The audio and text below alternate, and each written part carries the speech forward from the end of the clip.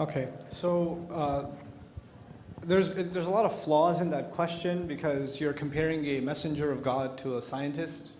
A scientist isn't asking people to be followed or to take his claims as the words of God, or nor is he asking you to reform your life in an ethical or spiritual way, etc. So what a scientist is simply doing is researching the universe. And the assumption that following the prophet somehow contradicts following modern scientific research is absurd. I mean, they're not mutually exclusive. I think this problem occurs in many other faith traditions where science was seen as a threat. And the assumption is made that all religions must be this way, all religions must discourage scientific inquiry.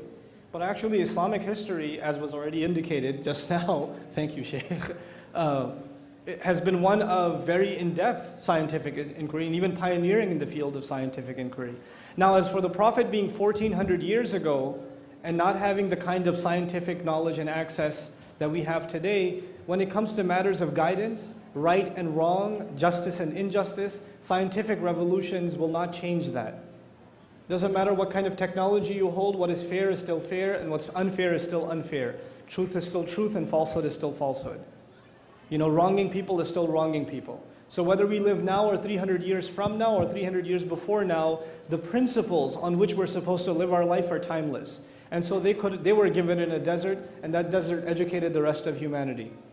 And it gave life to the rest of humanity. And that's what we hold dear. We hold that revelation and that message dear, and that legacy.